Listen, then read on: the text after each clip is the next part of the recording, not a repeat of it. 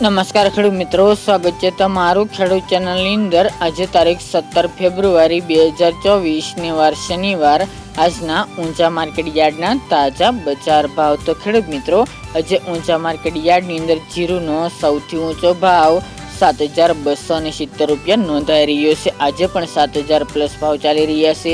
સાથે જ અજમામાં પણ આજે રેકોર્ડ બ્રેક સપાટી જોવા મળી 7000 પ્લસ।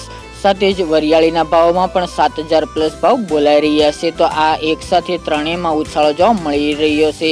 તો ચાલો ખેડૂત મિત્રો, આપણે જાણી લઈએ કે આજે રાયડો, જીરું અને અજમાના ભાવ શું ચાલી રહ્યા હતા।